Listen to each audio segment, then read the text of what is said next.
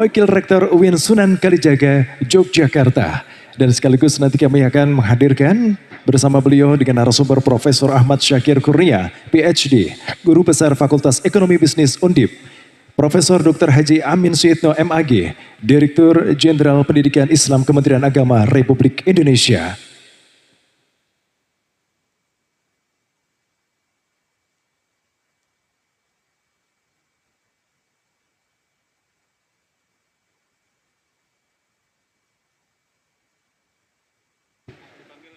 Baik, sekali lagi kami panggil dengan hormat kepada beliau.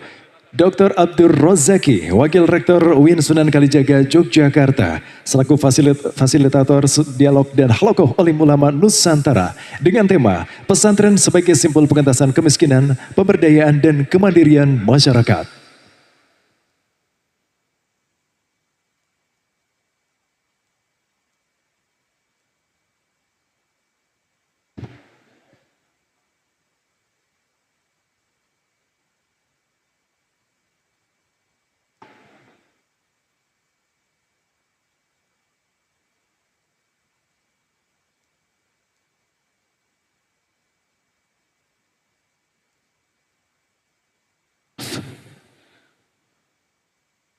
Assalamualaikum warahmatullahi wabarakatuh.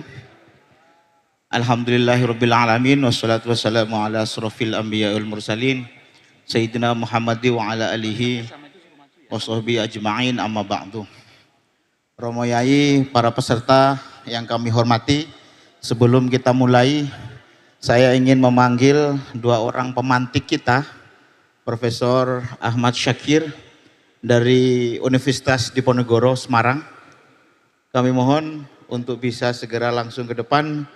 Kemudian beliau Dr. Basnang dari Direktur Koputren Kementerian Agama sudah hadir bersama kita.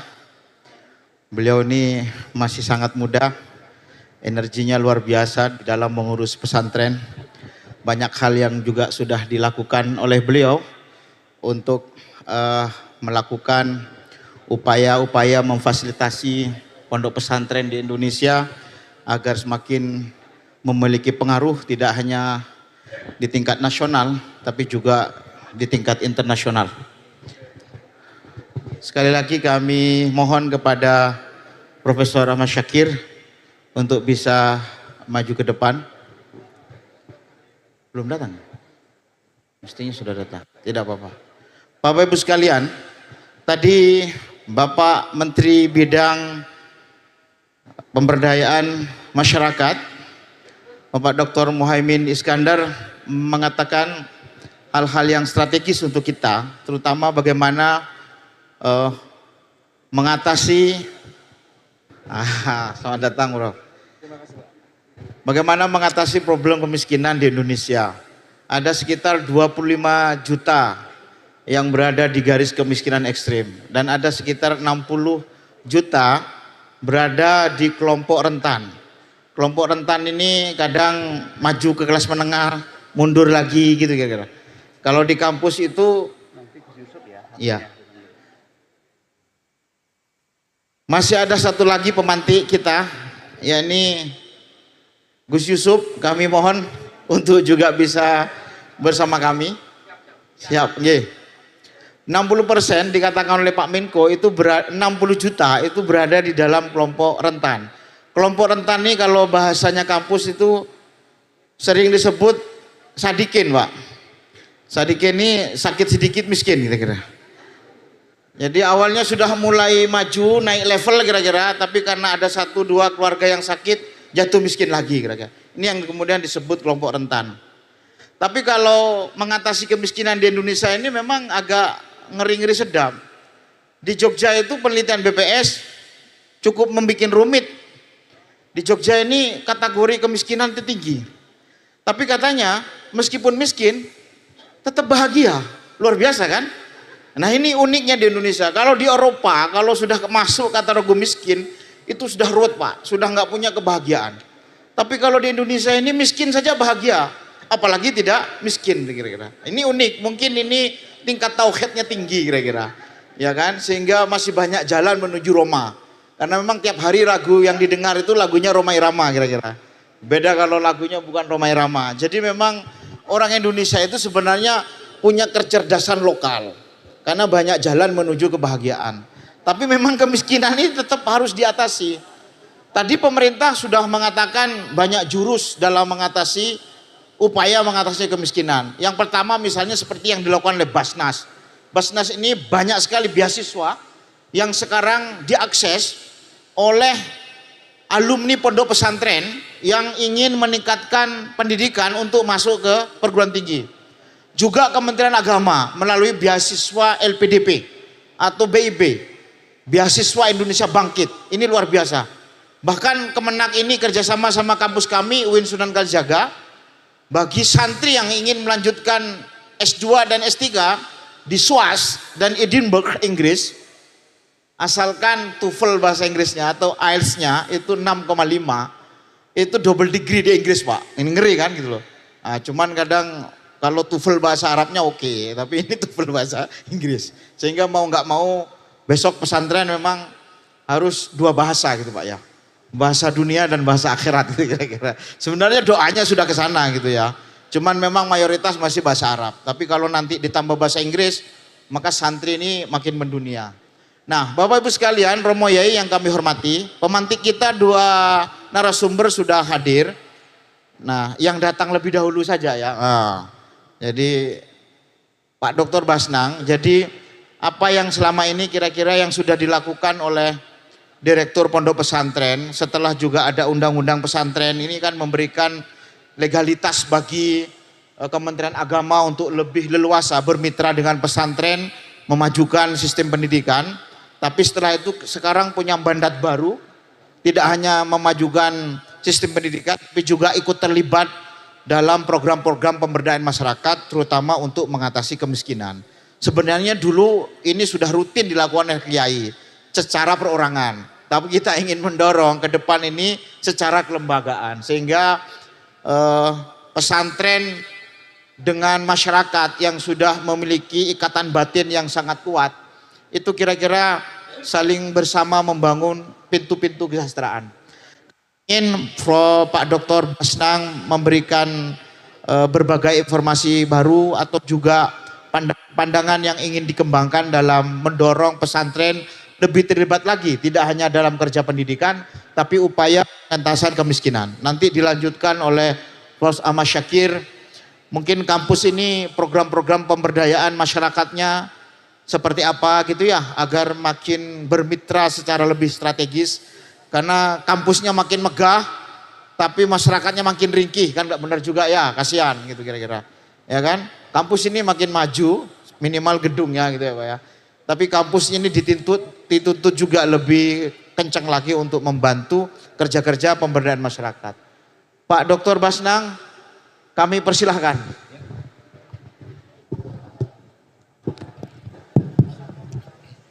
Baik, Assalamualaikum warahmatullahi wabarakatuh. Bismillah walhamdulillah wala hawla wala quwata illa billah. Allahumma salli wa sallim ala sayyidina wa maulana wa habibina wa syafi'ina Muhammadin wa ala alihi wa sahbihi ajma'in, amma ba'da. Yang kami muliakan, yang kami hormati, baru saja beranjak dari agenda pembukaan beliau Bapak Gus Abdul Muhaimin Iskandar, Menteri Koordinator Pemberdayaan Masyarakat, Bapak Kepala Badan Gizi Nasional Pak Dadan Hindana, kemudian pengasuh Pondok Pesantren API Tegal Rejo yang luar biasa telah berkontribusi nyata untuk bangsa dan negara jauh sebelum kemerdekaan. Bapak Gus Yusuf Hudori, yang kami muliakan para kiai, para masyayikh, pengasuh pondok pesantren, sahabat saya, moderator, Gus Dr. Roziki, Wakil Rektor UIN Sunan Kalijaga Yogyakarta, Pak Prof. Syakir, kemudian sahabat saya, Pak Dr. Maulani, staf khusus Menteri Koordinator Pemberdayaan Masyarakat, hadirin wal hadirat yang sama-sama kami muliakan. Pertama, izinkan saya Basnang Said diamanahi oleh Pak Menteri Agama sebagai Direktur Pesantren pada Direktorat Jenderal Pendidikan Islam Kementerian Agama. Dulu namanya Direktorat PD Pontren, karena percaya diri Sekarang karena sudah lewat kepercayaan dirinya, sekarang tinggal menjadi direktorat pesantren. Kenapa direktorat pesantren? Karena kita ingin menyesuaikan agar nomenklatur struktur kita sesuai dengan undang-undang pesantren. Waktu kami tahun 2019 sebelum Pilpres waktu itu dan sebelum digemakannya undang-undang pesantren, jumlah pesantren kita masih 28.000 dengan jumlah santri hampir 2,9 juta. Begitu disahkan undang-undang pesantren nomor 18 tahun 2019 sampai kemudian tahun 2024 ini jumlah pesantren sudah menembus angka 42.300 pesantren. Lonjakan yang sungguh sangat luar biasa karena mungkin yang pertama karena masa depannya pesantren makin cerah. Bahwa di dalam undang-undang pesantren itu ada 3 fungsi yang diatur. Pertama fungsi pendidikan, fungsi dakwah, dan fungsi pemberdayaan masyarakat. Fungsi pendidikan itulah kira-kira yang berjalan selama ini. Bahwa sesungguhnya sebenarnya pesantren di awal-awalnya itu tidak ada sekolah, tidak ada madrasah. Yang ada adalah ngaji-ngaji kitab kuning. Tetapi karena negara kemudian tidak mengakui keberadaannya salafiyah, lalu kemudian dan untuk juga masa depannya santri-santri, ada berbagai macam pikirannya orang tua. Ada yang ingin membangun masa depannya anak-anaknya, ada juga yang cukup dengan ngaji kitab, insya Allah anak-anak pasti akan sukses dan berkah hidupnya. Tapi ternyata kemudian tidak seperti itu semua pikirannya orang tua. Akhirnya kemudian di pondok-pondok pesantren di samping berjalan ngaji-ngaji kitabnya yang kemudian disebut dengan salafiyah, lalu juga muncul didirikan madrasah dan sekolah. Akhirnya tipologinya pesantren Bapak Ibu sekalian, pertama di Undang-Undang nomor 18 tahun 2019, pertama ada pendidikan formal pesantren, ada pendidikan non formal pesantren, dan ada pendidikan keagamaan Islam. Pendidikan formal pesantren itulah kira-kira muadalah. Muadalah persamaannya negara karena bagaimanapun pesantren telah berkontribusi nyata. Maka seluruh proses-proses yang terjadi di pesantren diakui oleh negara. Misalnya yang muadalah adalah Sidogiri, Lirboyo. Mereka tetap melaksanakan pembelajarannya ala kurikulum mereka. Tetapi kemudian negara mengakui akan seluruh proses-proses itu termasuk kemudian ijazahnya diakui oleh negara. Mau menjadi apa saja anak-anak kita itu sangat dimungkinkan dengan ijazah muadalah itu. Lalu muadalah terbagi 2, adalah muadalah muallimin, yang kedua muadalah salafiyah. Muadalah muallimin kira-kira Gontor, muadalah salafiyah kira-kira Sidogiri, kemudian Lirboyo. Lalu yang kedua ada jenis pendidikan formal yang kedua namanya pendidikan diniyah formal. PDF Ula, Wusta, dan Ulia. Yang mata pelajaran agamanya 70% sampai 80%, kemudian ada mata pelajaran umumnya. Kenapa? Karena untuk masa depannya anak-anak kira-kira melakukan komunikasi, ia harus memiliki wawasan kebangsaan, makanya ada pelajaran PPKN, ada pelajaran bahasa Indonesia. Dan ini PDF sekarang perkembangannya luar biasa. Ijazahnya sama di hadapan negara. Mau menjadi apa saja anak kita sangat bisa.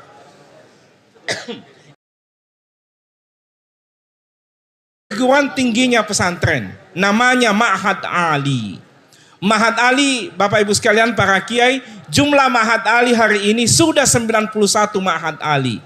Dengan prodi yang bermacam-macam. Ada tafsir ilmu tafsir, ada fikih usul fikih seperti di Asam Bagus, Salafiyah Syafi'iyah, kemudian hadis di Tebuireng, lalu kemudian fikih di Lirboyo, dan sejumlah Ma'had Ali yang ada di perguruan tinggi.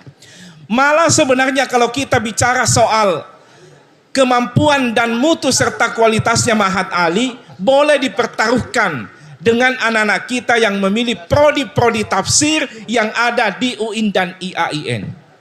Kenapa? Karena kalau UIN dan IAIN itu, kita semuanya, Pak Maulani, saya adalah juga alumni UIN, itu kan kalau UIN adalah pasar. Apa yang disebut dengan pasar? Yang disebut dengan pasar, siapa saja boleh masuk ke pasar. Yang penting bawa duit. Sehingga kemudian ketika masuk ke Fakultas Tarbiyah tidak pernah ada seleksi bahwa kamu tidak boleh memilih PAI karena tidak ada bahasa Arabmu. Silakan saja mendaftar. Akhirnya kemudian di dalam kelas PAI di Fakultas Tarbiyah, kelas tafsir yang ada di Fakultas Usuluddin itu bercampur baur kemampuannya anak-anak. Ada yang berasal dari madrasah aliyah, ada yang berasal dari SMA, ada yang berasal dari pondok pesantren tingkat ulia. Kemampuannya sudah di langit. Isim fil huruf tidak ada masalah. Mubtada khabar, ismu kana wa hawatuha, ismu inna wa hawatuha dan seterusnya. Sudah selesai. Tapi ada juga kemudian alumni SMA yang baru ngaji saja ketika masuk perguruan tinggi. Akhirnya perguruan tinggi kita mengatakan, ayo kembali ke kurikulum dasar, bahasa Arab 1, bahasa Arab 2. Nah, sementara di Ma'had Ali adalah perguruan tinggi pesantren yang seleksinya sangat ketat. Tidak gampang masuk menjadi mahasantri Ma'had Ali.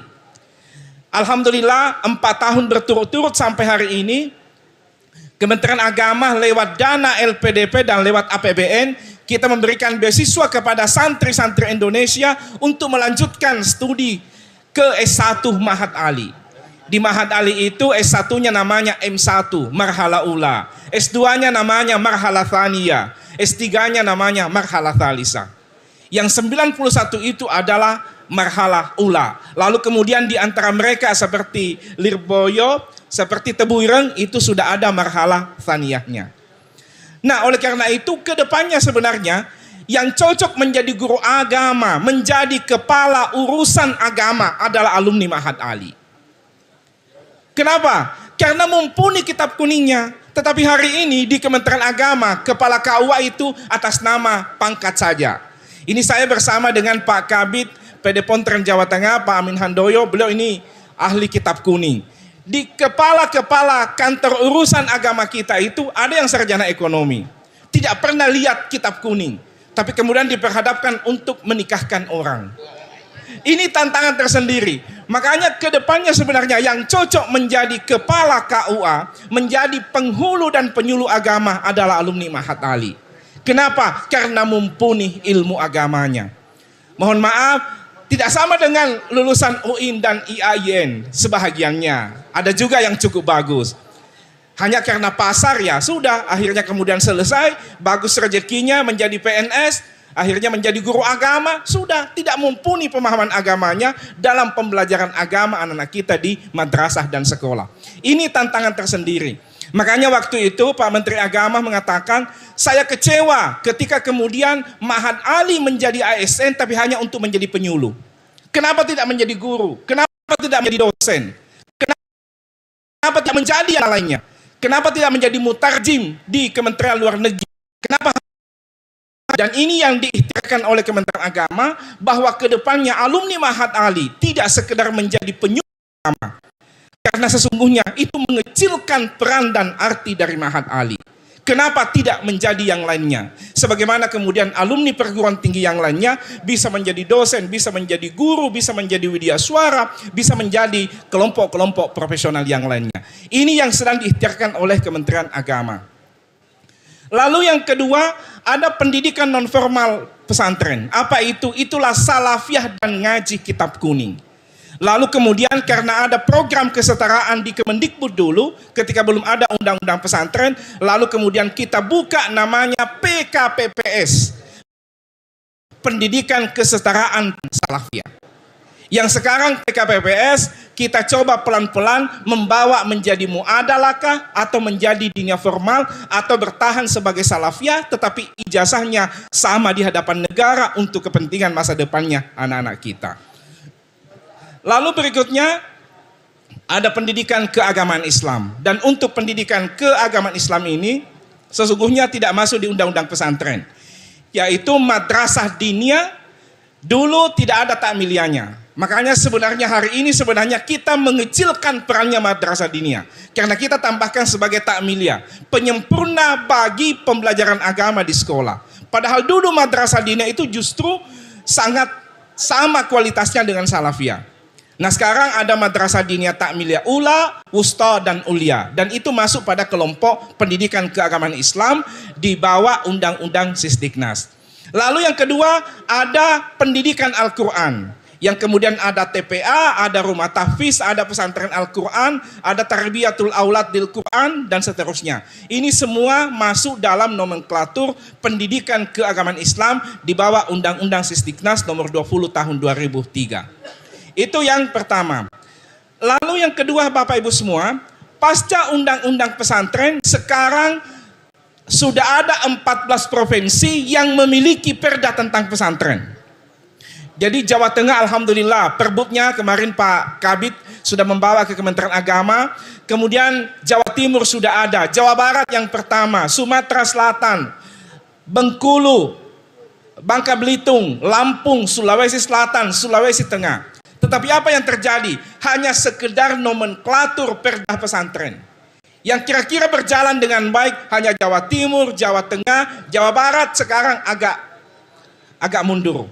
Karena memang ada problem dengan KDM. Akhirnya kemudian tadinya itu 240 miliar anggarannya pesantren Jawa Barat. Kalau tidak salah di APBN tahun 2025 ini tinggal 10 sampai 15 miliar.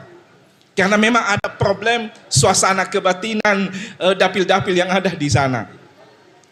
Nah, sementara kemudian untuk kabupaten kota ada hampir 70 kabupaten kota yang juga sudah punya perda tentang pesantren. Tapi apa yang terjadi? Belum menjadi sesuatu yang menjanjikan masa depannya pesantren. Sepertinya mohon izin Gus Yusuf Hudori bahwa perda-perda pesantren yang muncul ini masih sebatas, mohon maaf, kepentingan-kepentingan politik belaka. Itu padahal tidak ada anggarannya karena ada pasal pamungkas paling belakang bila kemampuan anggaran memungkinkan, dan itu pasti tidak memungkinkan.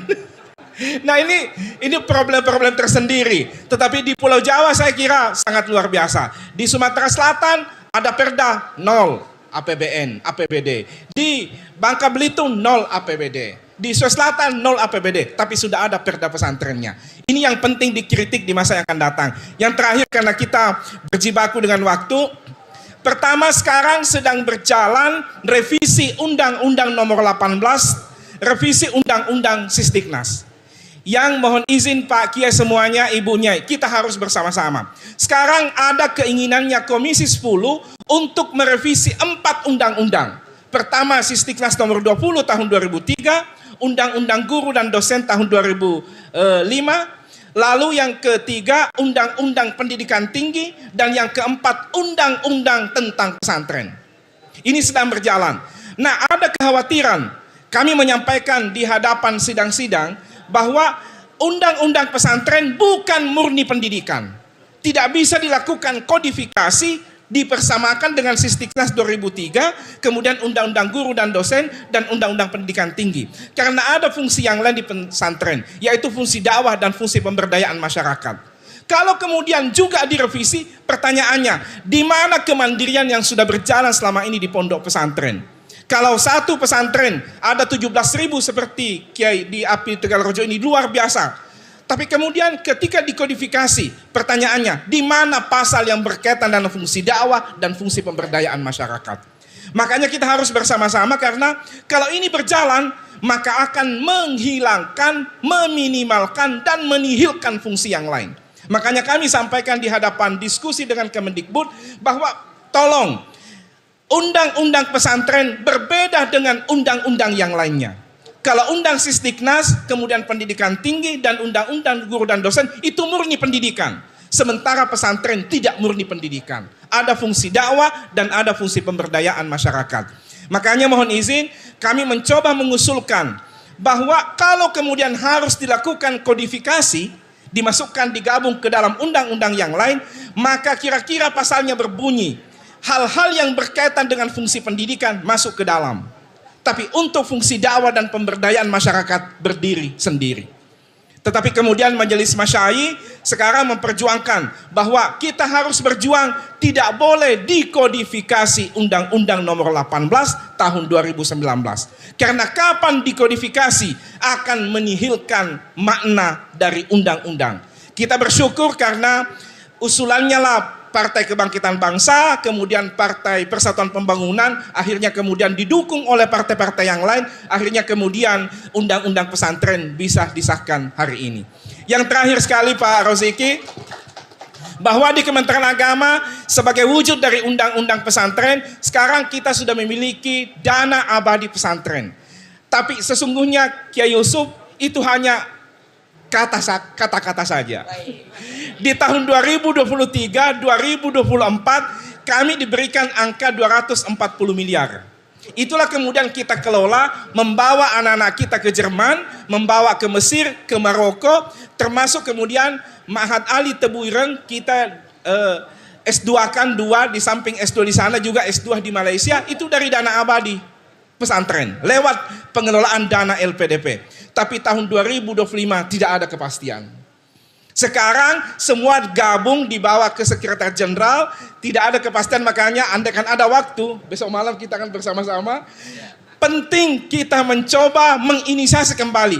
Kami sampaikan ke LPDP, saya bilang Pak Direktur, pastikan saja kepada kami apakah banyak atau tidak, yang penting pasti sekian angkanya untuk pesantren. Kalau memang dikatakan 100 miliar, yang penting pasti 100 miliar. Itulah yang kami akan kelola untuk memberdayakan anak-anak kami melanjutkan S1-nya dan S2-nya. Tapi hari ini tidak ada kepastian. Hanya ada 2 tahun berturut-turut 240 miliar, tetapi kemudian tahun 2025 ini benar-benar nihil, dan itu kemudian dikelola bersama dengan Beasiswa Indonesia Bangkit. Oleh karena itu penting perjuangan para kiai semuanya, dan kami mencoba meminta dukungan dari Pak Kiai, Ibu Nyai, bahwa ketika kemudian undang-undang pesantren ini dipaksakan untuk dilakukan kodifikasi, maka tentu kami membutuhkan dukungan dari Bapak Ibu. Sekarang sedang berjalan, semoga benar-benar tidak berwujud, dan kemudian pesantren tetap seperti Undang-Undang Nomor 18 Tahun 2019 apa adanya, tanpa dipaksakan untuk dilakukan kodifikasi. Kalaupun dilakukan kodifikasi, maka pasal 15 sampai pasal 36 itu diangkat mentah-mentah masuk ke dalam ke batang tubuh kodifikasi Undang-Undang Sisdiknas. Terima kasih. Walafu minkum. Wallahu muwaffiq ila aqwamit thoriq. Assalamualaikum warahmatullahi wabarakatuh. Luar biasa Pak Dr. Basnang nih, penuh semangat. Ini beliau nih Pak baru pulang dari ibadah haji ya. Alhamdulillah selamat Pak. Katanya di atas pesawat beliau nih lihat roketnya Iran gitu kira-kira. Ya alhamdulillah pulang duluan Pak. Tapi menarik yang disampaikan beliau. Memang pasca undang-undang pesantren ini makin banyak sebenarnya pengakuan yang diberikan oleh negara terhadap pesantren. Ya, dan produk pesantren, salah satunya itu adalah santri. Santri makin memperoleh akses untuk memperoleh beasiswa, melanjutkan di perguruan tinggi, baik di dalam negeri maupun juga di luar negeri. Ini saya lihat prosesnya hampir berjalan sudah 3 tahun. Memang bagaimana undang-undang pesantren itu dagingnya makin banyak, itu memang butuh proses untuk didorong-dorong terus. Nah sekarang ini sedang menghadapi tantangan yang luar biasa, karena di tengah undang-undang Sisdiknas, itu ada upaya untuk memodifikasi undang-undang pesantren. Tadi itu muatannya 3, ini luar biasa. Bukan hanya pesantren mengurus pendidikan, bukan hanya mengurus dakwah, tapi juga mengurus isu pemberdayaan masyarakat. Nah ini menarik. Nah pemberdayaan masyarakat dengan pendidikan ini sebenarnya satu rangkaian. Makin banyak anak-anak pesantren yang melanjutkan ke perguruan tinggi, apalagi sampai di luar negeri, itu juga meningkatkan kualitas SDM, sehingga tidak menutup kemungkinan alumni pesantren banyak yang menjadi ilmuwan, saintis, menjadi pengusaha bener Pak, pengusaha bener, bukan sekedar wirausaha. Ini Kak Pak Maulani ini dulu wirausahawan Pak, kerjaannya wirawiri terus punya usaha, usahanya apa ya wirawiri kira-kira. Nah ini pengusaha bener gitu kira-kira. Tapi sekarang luar biasa Pak, staf sus kira-kira. Nah sekarang akan memberikan perspektif yang lebih tajam. Kira-kira kalau memiliki peran-peran yang lebih dalam lagi dalam ikut serta mengatasi kemiskinan di tengah masyarakat, apa sebenarnya beberapa terobosan yang harus dilakukan? Kami persilakan, Prof. Ini aja.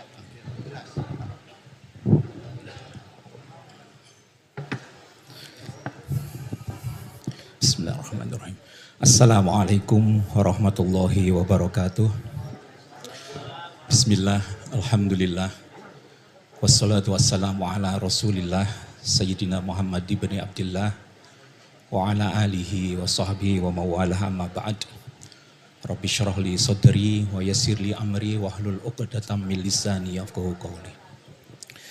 Yang saya hormati Sahibul Bait Romo Kiai Haji Muhammad Yusuf Hudhori. Insyaallah mangke hari Jumat panjenengan rawuh ten Masjid Permatapuri. Masjid tempat saya.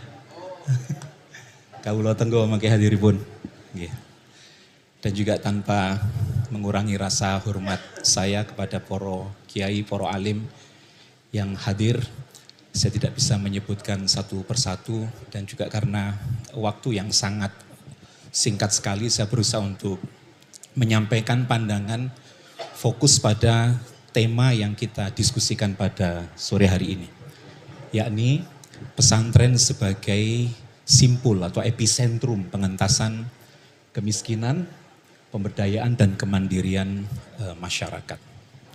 Saya kira kalau kita mencermati apa yang tadi disampaikan oleh Menteri Koordinator Pemberdayaan Masyarakat, kemudian Ketua Baznas, Ketua Badan Gizi Nasional, sudah banyak perspektif berkaitan dengan sekarang karena pesantren ini dibawa menjadi sebuah epicentrum. Ya, epicentrum berkaitan dengan pemberdayaan masyarakat. Begitu pula tadi sudah disampaikan Undang-Undang Nomor 18 Tahun 2019 ini merupakan satu hal yang penting, yang merupakan bentuk rekognisi dari pemerintah untuk kemudian harus ditindaklanjuti dengan tindakan-tindakan konkret. Karena konsideransinya jelas bahwa undang-undang ini konsideransinya adalah untuk memberikan rekognisi, afirmasi, dan fasilitasi. Oleh karena itu pemerintah sudah terikat dengan adanya undang-undang ini. Tanpa mengecilkan peran pesantren selama ini yang sudah hadir sejak sebelum Republik Indonesia ini hadir. Maka saya kira ini merupakan sebuah bentuk rekognisi yang harus kita tuntut kepada pemerintah, apa konkretnya.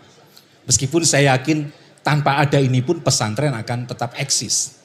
Tetapi karena sudah ada undang-undang ini, mari kita tuntut apa bentuk konkret rekognisi dan fasilitasinya.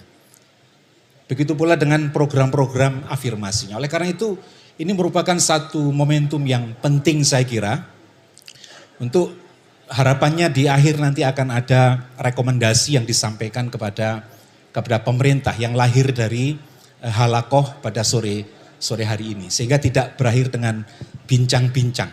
Apalagi tadi disampaikan ya program-program yang tadi sudah disampaikan, dana abadi ternyata hanya angkanya saja. Kemudian perda 14 pemerintah daerah sudah menerbitkan perda tetapi hanya nomenklaturnya saja. Saya kira kita tidak ingin hal itu berulang. Kita menuntut satu hal yang konkret. Karena yang kita hadapi adalah, kalau tadi sudah disampaikan, ada 3 fungsi yang diemban oleh pesantren, yakni fungsi pendidikan, fungsi dakwah, dan fungsi pemberdayaan masyarakat.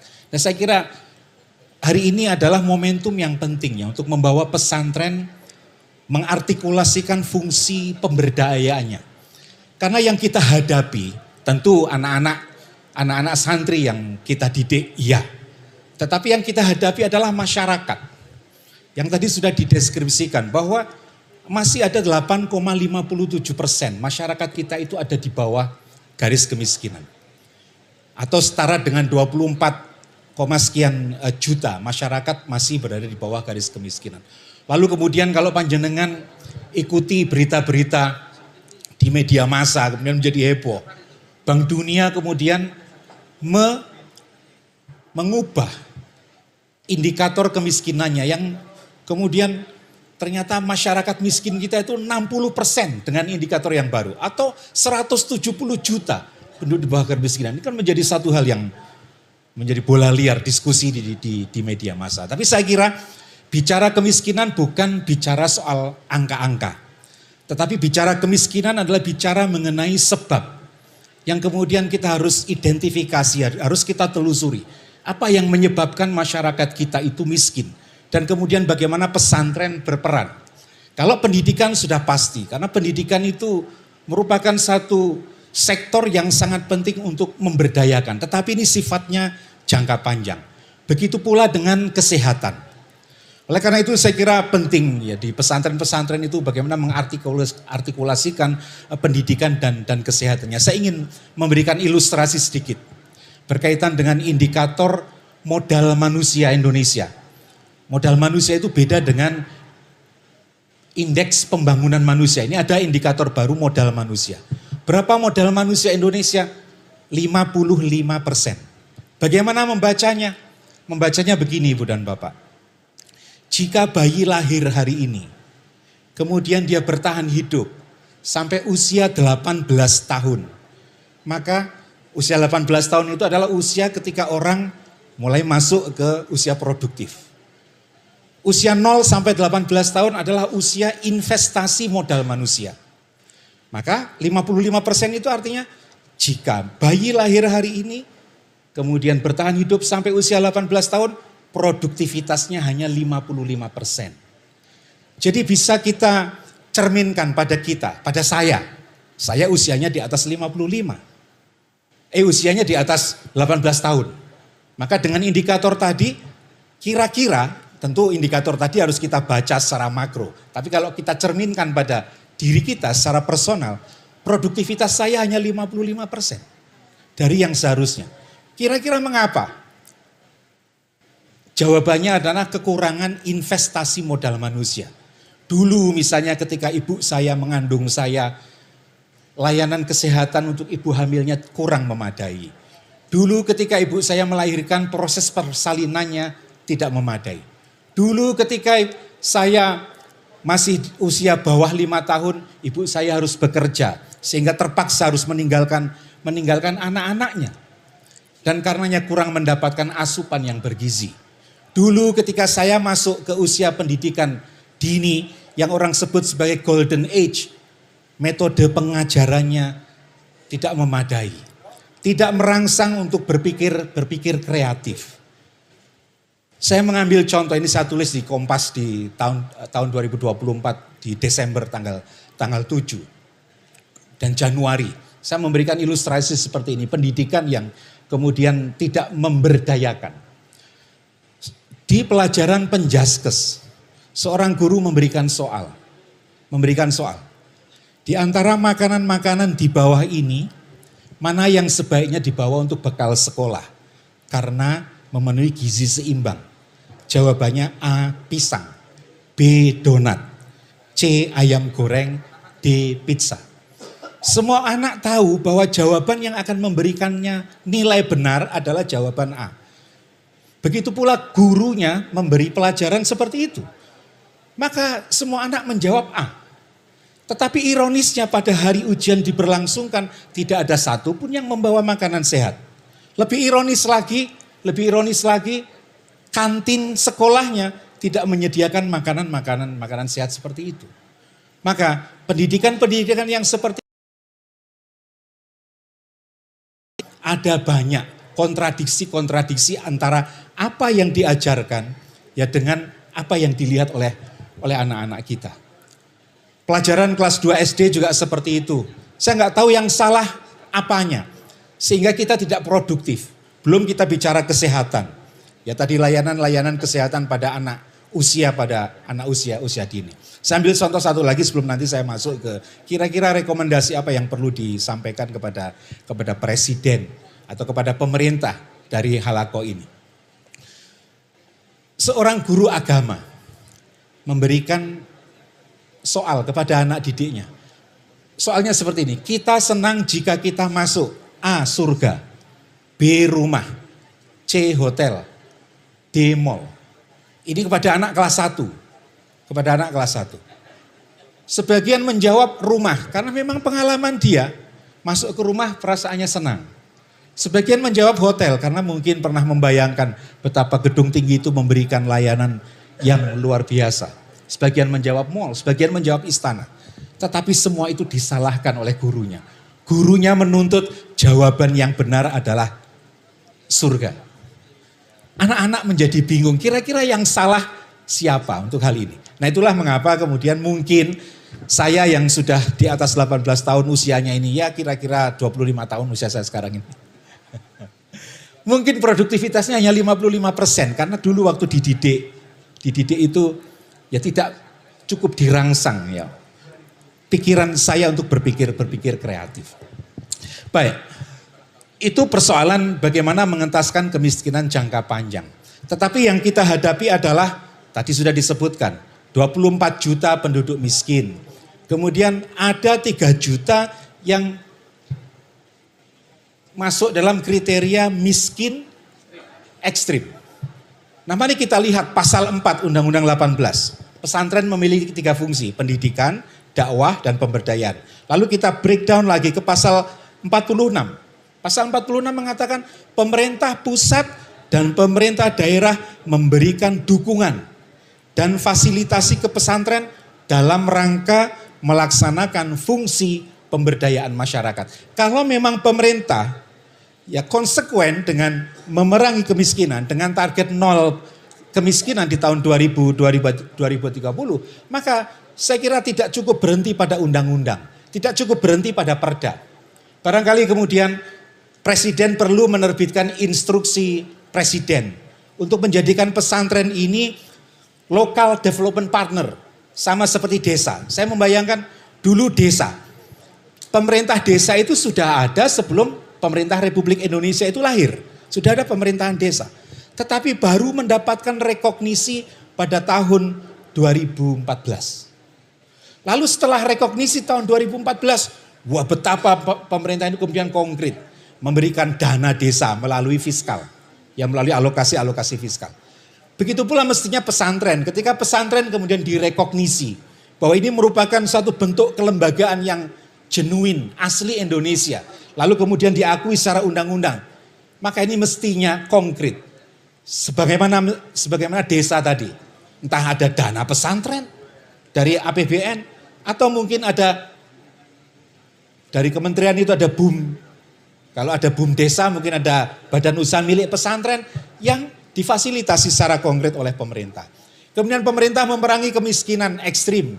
Ya dengan program-program bantuan langsung tunai, kemudian program kartu prakerja. Barangkali kemudian kalau kita mau menjadikan pesantren ini sebagai simpul, mestinya konkret, ada BLT produktif ya untuk unit usaha pesantren. Kemudian ada program kartu prakerja ya berbasis pesantren. Lalu saya kira penting bagi pemerintah untuk membentuk task force, ya task force nasional pemberdayaan ekonomi pesantren yang lintas kementerian. Ya agar konkret, bukan hanya sekedar menjadi undang-undang yang ompong, tetapi undang-undang yang benar-benar dijalankan oleh pemerintah yang mengemban amanat konstitusi. Nah bicara Jawa Tengah terakhir, Jawa Tengah saya mengapresiasi karena selain perda dan kemudian perhatian pemerintah secara konkret, gubernur saat ini sedang merancang untuk membentuk apa yang disebut dengan LFSP. Lembaga Fasilitasi dan Sinergi Pesantren. Tetapi masih digodok nanti seperti apa lembaganya. Ini yang nanti akan konkret untuk memfasilitasi dan memberikan program-program afirmasi di pondok pesantren khususnya di Jawa Tengah dari dana APBD. Saya kira itu Cak Rozaki untuk sekedar memantik. Wallahul muwaffiq ila aqwamit thoriq. Assalamualaikum warahmatullahi wabarakatuh. Makasih Prof. Ahmad Syakir. Sebelum ke Gus Yusuf, saya ingin mengingatkan kita semua, ada kontribusi besar yang dilakukan oleh pesantren dalam hampir satu dasawarsa ini yang dilakukan oleh pesantren Sidogiri yang memiliki komputren yang luar biasa dan membantu masyarakat lepas dari jerat rentenir. Dan ini menurut saya luar biasa karena salah satu problem kemiskinan itu begitu banyaknya jeratan rentenir yang dihadapi oleh masyarakat dan masyarakat kadang nggak punya akses kepada lembaga fiskal modern lalu terjebak kepada rentenir. Dan Sidogiri itu saya kira hampir 20 tahun terakhir sebenarnya ya itu punya rintisan pesantren koperasi pondok pesantren yang luar biasa yang sekarang ini juga mengembangkan mat-mat itu Pak. Indonesia ini kan saingannya Alfamart, Indomart gitu loh. Nah, bisa kalah nanti kalau nggak ada mat-mat dari pondok pesantren. Artinya sebenarnya pesantren itu punya kekuatan yang luar biasa. Kalau misalnya gitu ya, dulu pemerintah Indonesia itu sempat mau meniru Jepang. melalui program UFO. UFO itu One Village One Product. Satu desa itu satu produk. Nah kalau program UFO ini kita dorong juga di pesantren, kira-kira bisa nggak? Satu pesantren satu produk, ya. Yang paling ringan misalnya produksi sabun gitu loh, atau produksi sampo misalnya. Itu teknologinya sederhana, alatnya sederhana. Atau minuman mineral. Ini saya senang sekali. Ada BKNU gitu ya, Baknu. Ini betul diproduk oleh pesantren enggak ya? Oh lumayan, milik PCNU. Takutnya cuma mereknya saja kan gitu loh. Tapi kalau seluruh sistem produksi hulu hilirnya itu pesantren, itu menarik. Karena kita bisa mendorong konglomerasi berbasis pesantren. Kira-kira. Dan ini juga menangkal kekuatan asing, Pak. Wah, saya ingin Gus Yusuf kira-kira bisa menjelaskan secara lebih dalam lagi kalau pesantren ini sebagai epicentrum untuk mengatasi kemiskinan, model manajemen seperti apa saya kira dengan melihat potensi-potensi yang ada ini gitu ya, agar rintisan-rintisan ke depan itu makin berkembang secara kuat. Kami persilakan Gus Yusuf. Karena tuan rumah saya nggak berani membatasi waktunya. Tapi yang paling penting 4:30 kita bisa cukup selesai. Ya, makasih Gus.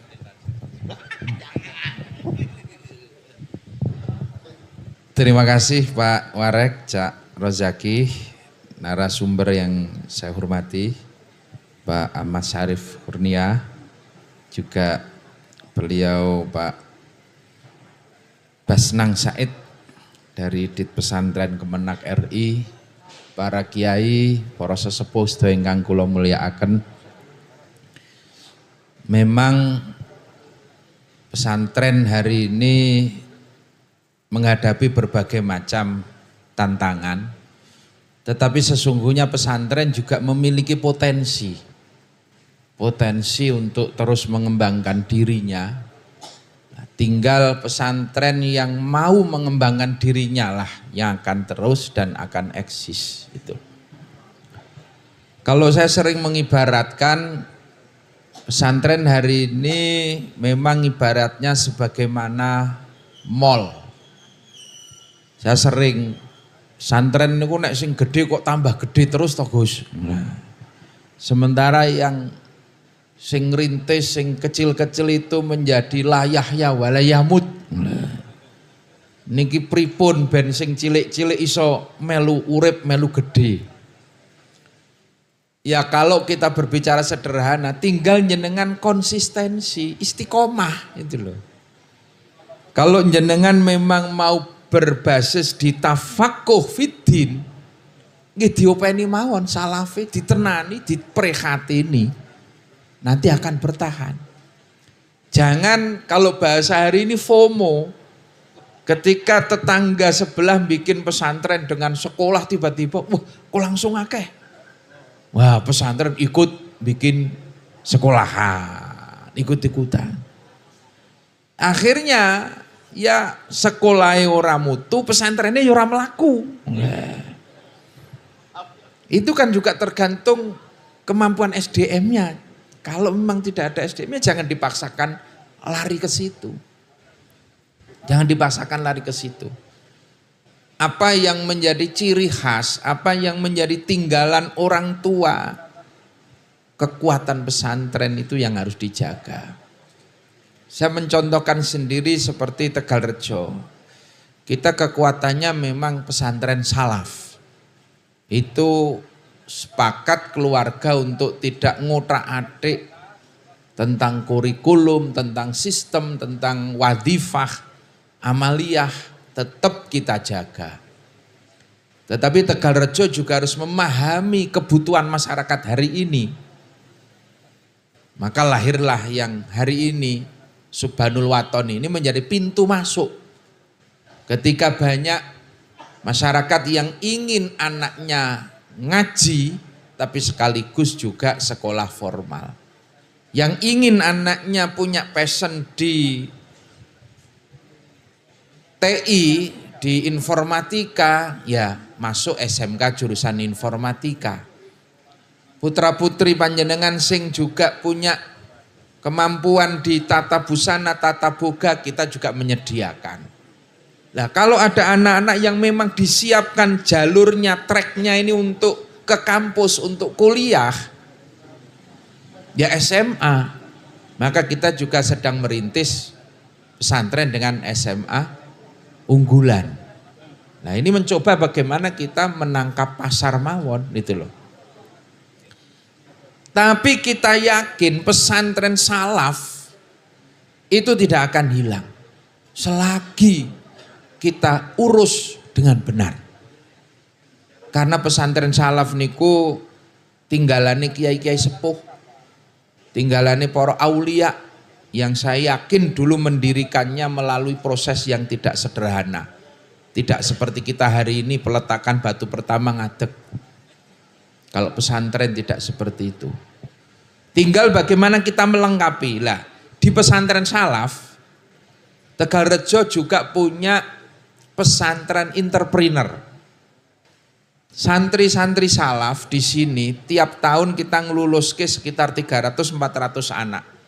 Itu kita tawari masuk camp pesantren entrepreneur 1 bulan. Secara sederhana dan terapan. Kita akan ngundang praktisi-praktisi entrepreneur. Salah satu guru besarnya bakminya Jogja Mbah Mo, itu pengisi tetap di kita. Mbah Mo bakul bakmi 2 jam. 2 jaman, krono antri 2 jam dadi bakul rangunya warung bakmi 2 jaman. Terus beberapa chef restoran yang saya kenal juga ikut partisipasi, beberapa teman praktisi peternakan juga ikut ngisi, retail juga ikut ngisi, terus juga hari ini yang lagi rame kan juga soal marketing online. Ini juga beberapa praktisinya ikut ngisi di forum itu. Forum itu 1 bulan lebih bersifatkan sebetulnya mind setting untuk merubah fikroh santri-santri. Santri ini punya potensi, mongko iki senenge opo ngono lho. Seneng bakulan, ayo ditumbuhke semangate bakulan. Sing senenge pertanian, lingkungannya petani, tinggal kita kasih pemantik agar rajin bertani. Salah satunya di pesantren entrepreneur itu, ini kita sudah angkatan ke-13 hari ini. Tiap satu angkatan 25 orang sampai 30. Ini bulan Muharram besok angkatan ke-14. Kita akan buka itu. Itu anak masuk di pesantren kita itu, begitu masuk kita lucuti. Anak itu dari mulai dompet sampai rokok, HP kita minta semua. Bukaan, pagi hari anak itu langsung kita bawa ke pasar. Pasarnya jaraknya sekitar 7-8 kilo. Jam 7 kita masukkan pasar, tugasnya cuma 1, melihat, ngamati pasar ki isi nopo wae. Karena ternyata banyak santri yang belum pernah masuk pasar, Pak. Boro-boro mau jualan, mlebu pasar we urung tahu. Subhanallah. Itu kita ajak masuk pasar. Jam 7, terus jam 12 kita jemput. Malamnya kita diskusikan, saya undang orang-orang pasar itu beberapa. Dari mulai bakul bakso, mulai diskusikan. Apa yang kamu lihat tadi di pasar? Dan potensinya apa? Yang dari situ bisa muncul duit itu di mana? Nah, hari kedua kita bawa lagi ke pasar. Pagi jam 7 kita perintah untuk nyari duit minimal 2.000 untuk membayar angkot pulang ke pesantren lagi. Karena nanti siang tidak akan ada mobil jemputan dari pesantren. Iya, dari pasar itu. Kalau kamu nggak nyari duit hari itu, ya silahkan pulang jalan kaki 8 kilo, saya bilang gitu. Ya akhirnya anak itu kan terus gedabikan. Ada istilah the power of kepepet. Nek kepepet gek wani. Iki ora urusan muruah. Iki urusan nafkah. Kowe ado rabi pora gitu loh. Kowe ado rabi pora gitu. Akhirnya meletik, ada anak yang ketika sampai di pondok sore kita tanya, kowe kok oleh duit 5.000 saka ngendi? Kula wau anu, Pak. Minjam mangkok sama sendok. Modal mangkok karo sendok ting nawake bakso ke warung, ke kios-kios itu. Nanti kalau ada yang pesen saya ambilkan dari warung bakso ini. Ya, berarti wis iso makelaran kowe. Itu muncul, ide-ide itu muncul, Pak. Ide-ide itu muncul. Karena kalau dia nggak pulang, itu juga ada takzirane. Kalau dia pulang nggak bawa duit, juga sore makan tidak kita kasih lauk. Karena 15 hari itu kita jamin. Udah makanya kita jamin, punya jamin. Lah dari situ akhirnya muncul keberanian anak-anak itu. Untuk mulai bertransaksi, untuk mulai nawake. Seminggu kemudian kita lepas lagi dengan membawa dagangan. Waktu itu kaligrafi dari Kuningan itu ada 15 orang kita turunkan di kantor DPRD Kabupaten Magelang yang sekaligus juga kantor Pemda pemerintah. Kita masukkan jam 7 pagi, jam 2 sore, jam 2, jam 3 baru kita jemput. Dan kita minta pokoknya kowe kudu nawake sapa sing wis mbok tawani, jaluki tanda tangan syukur dagangane payu. Kalau enggak payu minimal kamu sudah kenalan, nawake dan minta tanda tangan bahwa kamu sudah menawarkan. Itu aja. Minimal 5 orang. Itu anak terus berani tumbuh. Tapi nek sing ora wani ya dikon ngono ku ya mojok turu nang musala. Golek musala mojok turu. Nah, itu setelah seminggu nanti akan mulai muncul passion. Apa sih keahlian teman-teman itu? Lah, di situ nanti tugasnya para mentor untuk mengkulik keahliannya itu. Terus nanti muncul juga kita bikin kelompok, mulai latihan bikin RAB, mulai latihan bikin rencana atau bisnis plan, dan lain sebagainya. Nah, itu selama setengah bulan. Setelah itu nanti kita lepas, beberapa langsung praktek, ikut kerja di, yaitu tadi di Mahmo, ada yang di Bumbu Desa, ada juga yang kerja di printing. Itu tetap dalam pengawasan kita. Ketika selesai pelatihan kita tidak modali 1 rupiah pun. Tapi saya janji ke teman-teman itu 3 bulan lagi sampean datang. Dan kita akan evaluasi. Nah, setelah 3 bulan dalam pantauan itu, teman-teman laporan, kula pun gadah usaha niki. Nanti ada tim dari kita yang akan menilai, baru memberikan rekomendasi. Gus, ini si A, mboten usah dimodali duit, dia cukup jenengan padoske tempat jualan mawon. Dia sudah punya tempat jualan, syukur yang agak representatif, karena dia punya produk yang lumayan. Ada lagi, ini rekomendasi yang ini cukup jenengan buka ke jaringan. Beberapa jaringan ini dikenal ke kali jaringan-jaringan. Ada lagi yang rekomendasi ini butuh modal 6 juta kebutuhannya untuk ini. Jadi kita akan modali sesuai dengan kebutuhannya. Kalau dia nggak butuh modal duit, butuhnya cuman jaringan. Ada alumni kita Wonosobo itu mbasan setelah itu terbuka. Kowe arep modal apa? Kula ajeng dodolan srengenge, Pak. Dodol srengenge piye? Menjual matahari nggih. Jadi dia itu gugah-gugah esok jam 3 masuk ke hotel-hotel untuk menjadi tour guide, mendampingi yang mau melihat matahari terbit. Nah, Itu cuman butuh jaringan ngenalke teng hotel-hotel niku gampang tak kenalke. Itu sore datang ke hotel data sinten sing arep nganu berapa orang nanti dia datang lagi jam 3 jam setengah 4. Itu sudah duit, Pak. Dari situ.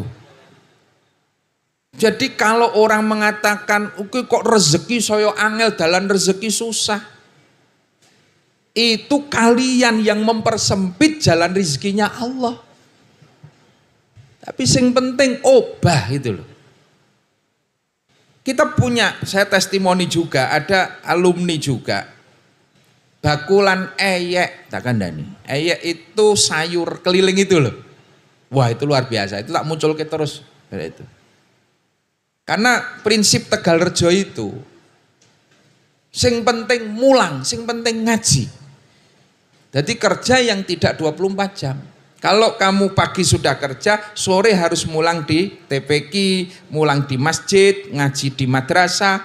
Atau sebaliknya, kalau dia pagi mulang, sore ini nyambut gawe. Ya, kita berusaha membukakan pintu-pintu itu.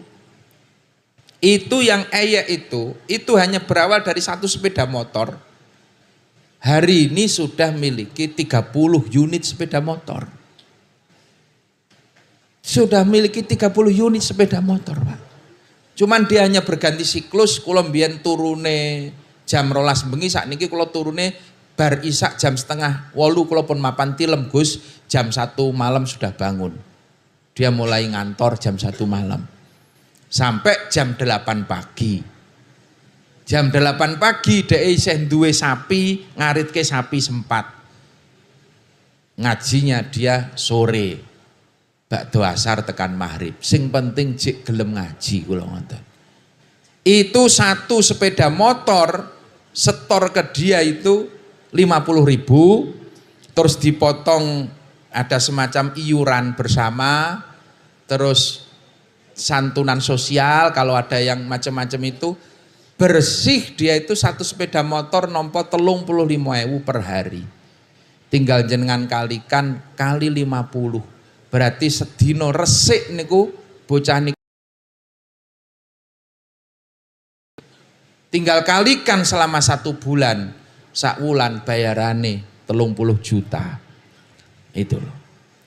Itu bakul sayur, Pak. Bakul sayur.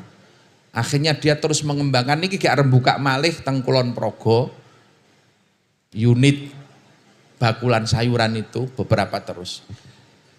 Lah, artinya bahwa santri itu punya modal. Satu yakni kemandirian. Itu yang dimiliki oleh santri.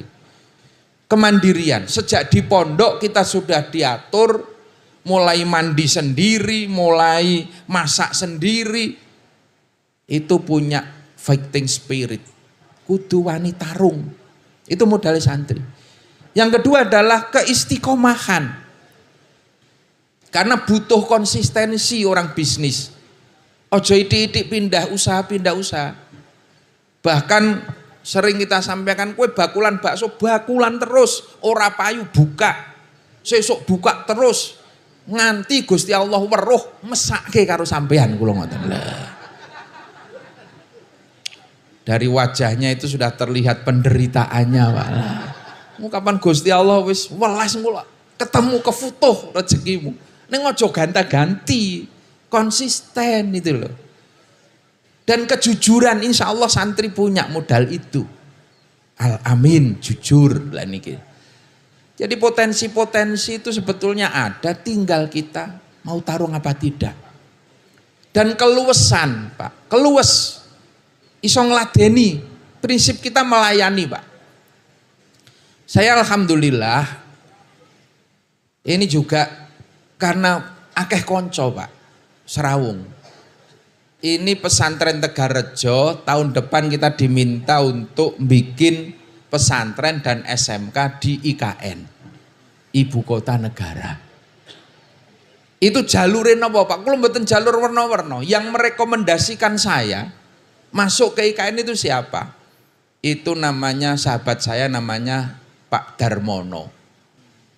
Itu ownernya Jababeka. pengusaha asal Magelang. Dia itu membawa investor dari Cina, ada berapa puluh mau buka usaha pabrik macam-macam di sana. Dia juga akan punya universitas di sana. Lalu dia bilang ke Pak Basuki, Pak Bas, saya akan butuh tenaga kerja banyak ini. Tentu yang kita harapkan tenaga kerja yang punya skill, dan satu hal lagi, tenaga kerja yang punya karakter moral yang baik. Itu. Nah, ketika ngomong skill, ya SMK. Karena problem hari ini di IKN, tenaga kerjanya masih banyak dari Purwodadi, Sukombluro, Sukonjowo. Masyarakat sekitar malah belum terserap. Ini lambat laun akan menjadi bom waktu yang bisa meledak. Maka tugasnya adalah menyerap masyarakat sekitar, tapi masyarakat sekitar yang terdidik dan tersiapkan.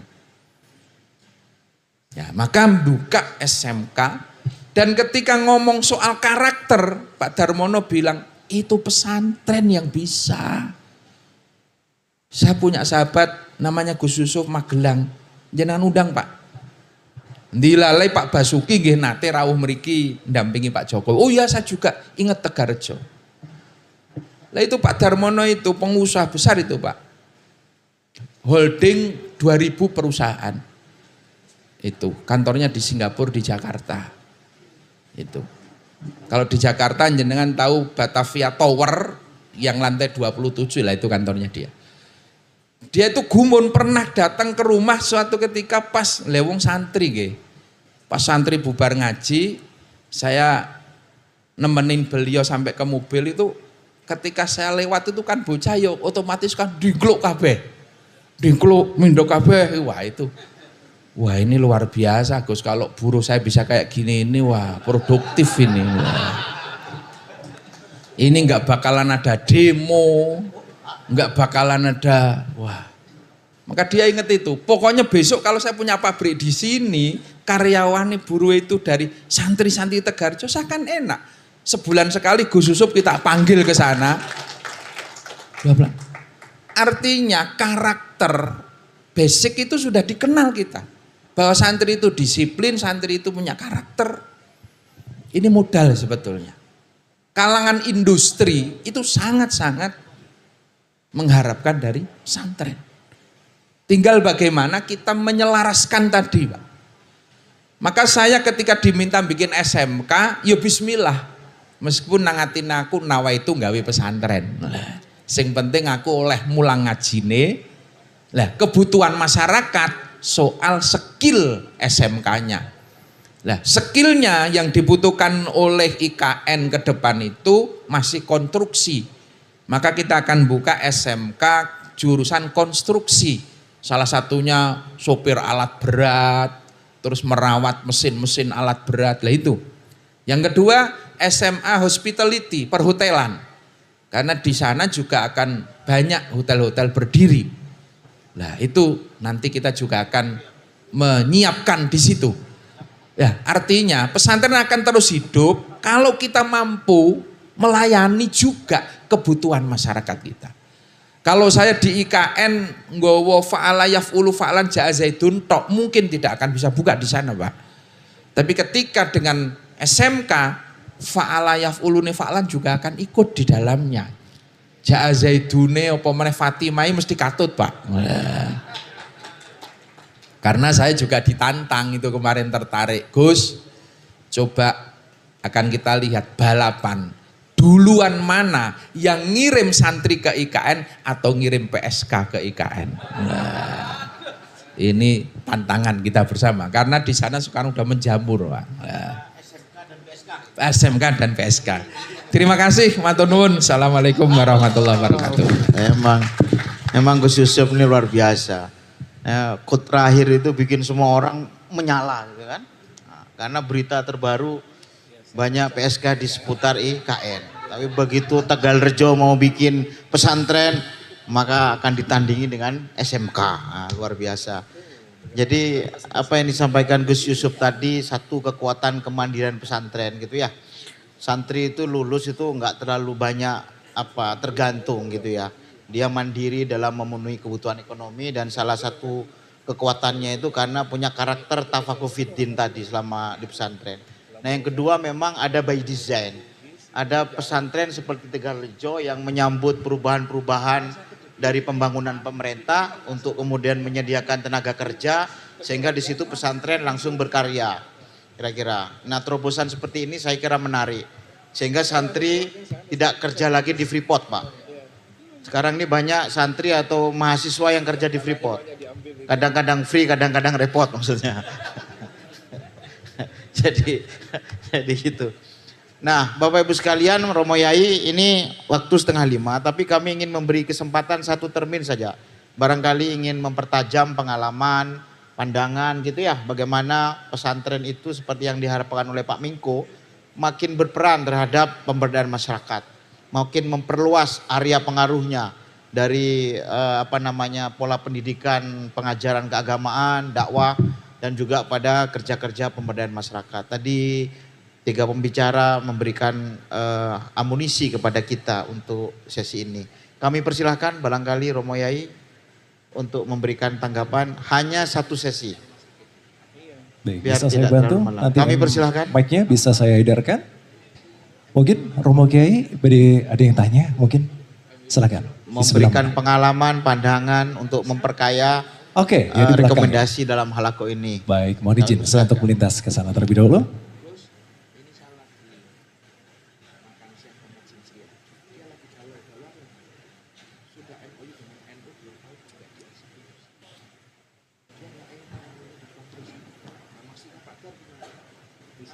Terima kasih. Assalamualaikum warahmatullahi wabarakatuh. Nama saya Sukheti dari Purbalingga.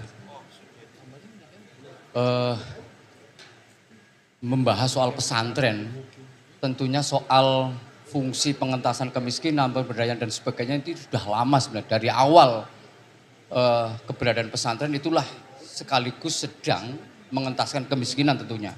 Karena yang saya tahu pesantren dari dulu ya ke pesantren soan kiai orang nggak duit bisa ngaji kan begitu.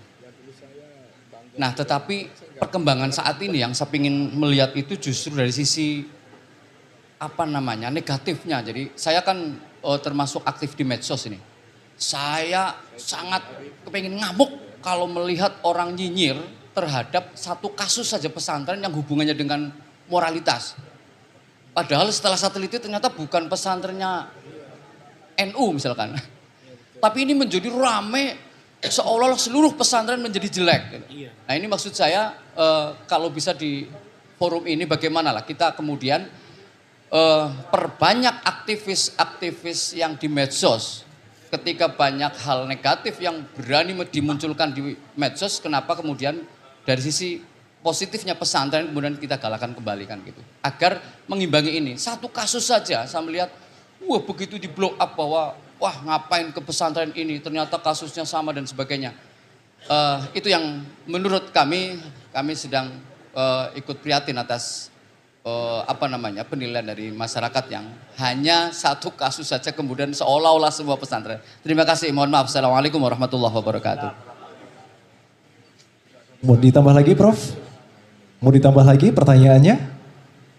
Atau bisa langsung dijawab? Oke. Tapi ini terakhir loh ya, nggak ada sesi kedua ya Pak. Oke baik.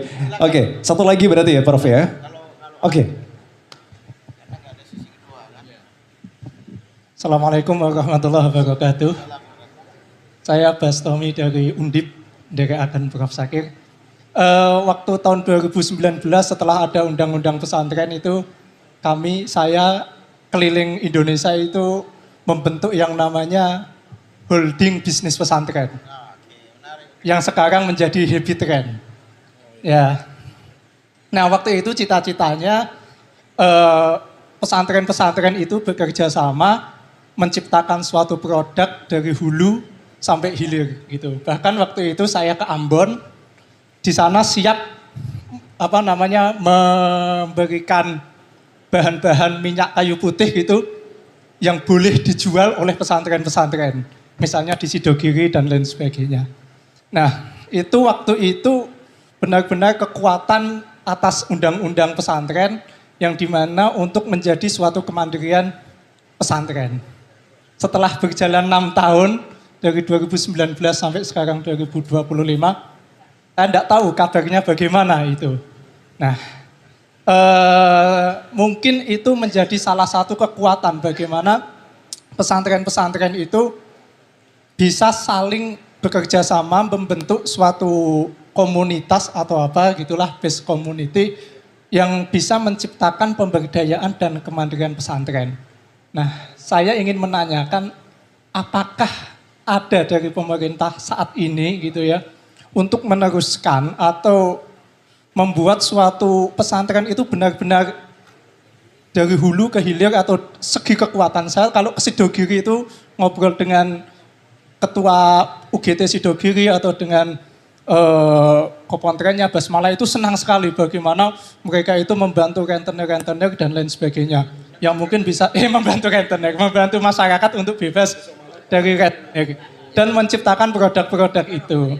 Nah, saya ingin bagaimana pemerintah saat ini itu melalui undang-undang pesantren yang mungkin mau di otak-atik dan lain sebagainya, apakah itu akan menjadi penguat atau malah menjadi nanti pelemah bagi pesantren-pesantren itu? Siapa tahu komunitas pesantren itu bisa menyaingi Danantara. Nah, itu yang cita-cita lebih besarnya. Mungkin itu saja. Terima kasih. Assalamualaikum warahmatullahi wabarakatuh. Makasih. Saya kira saya senang sekali dengan pertanyaan yang disampaikan oleh sahabat tadi itu. Jadi memang pesantren seperti macan tidur, tapi kalau udah bergerak itu luar biasa. Karena Muhammad Yunus yang membentuk Grameen Bank di Bangladesh, yang bisa mengentaskan hampir 4 juta orang miskin di Bangladesh gitu, yang memperoleh penghargaan Nobel Perdamaian Dunia, itu juga pernah belajar ke pesantren di Sidogiri. Jadi waktu Pak SBY jadi presiden, Muhammad Yunus diminta datang ke Indonesia untuk memberikan pengalamannya dalam mengatasi kemiskinan di Bangladesh. Muhammad Yunus ketawa, jangan ini katanya.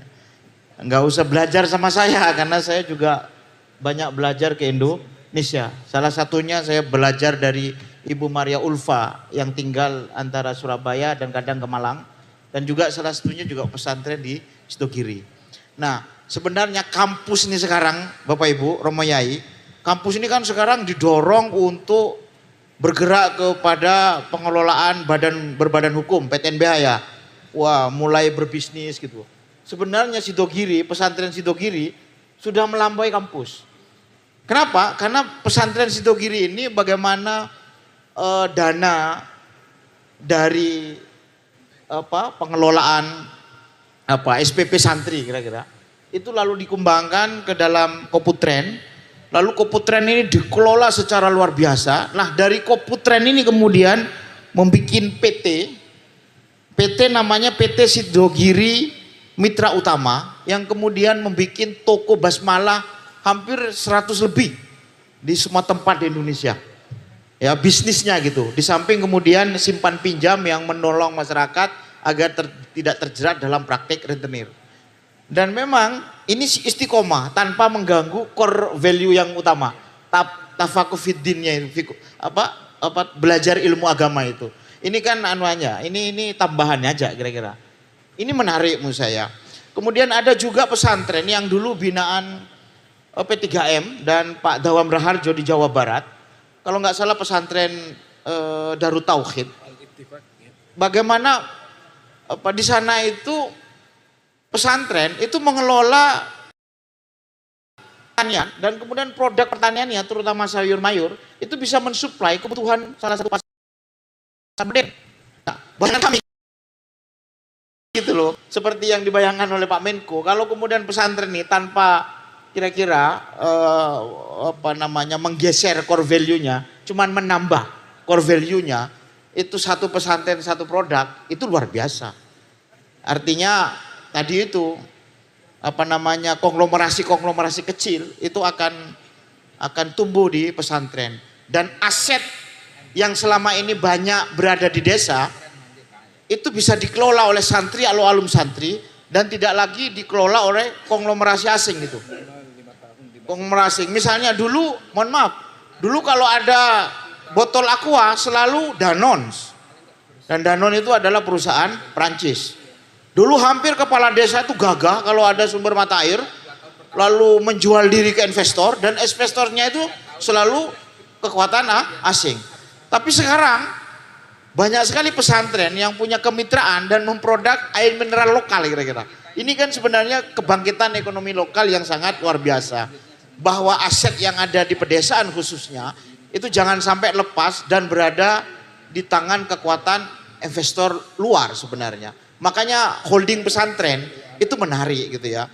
Pesantren planner yang disampaikan oleh Gus Yusuf itu juga menarik gitu ya. Karena itu ijtihad ini saya kira perlu terus diperbanyak, diperluas gitu ya. Dan negara sekarang ini makin memfasilitasi keanekaragaman bakat dan minat yang dimiliki oleh santri saya kira. Karena pesantren menjadi fondasi keindonesiaan kita. Bukan sebagai pilar, tapi sebagai fondasi dari keindonesiaan kita gitu ya. Bapak Ibu sekalian, Romo Kiai, saya kira ini yang dapat kami simpulkan gitu ya dalam halaqah ini. Insya Allah nanti akan ada rumusan dari hasil diskusi ini, sehingga diskusi ini akan terus berlanjut dan kemudian kita sampaikan hasilnya juga kepada pemerintah.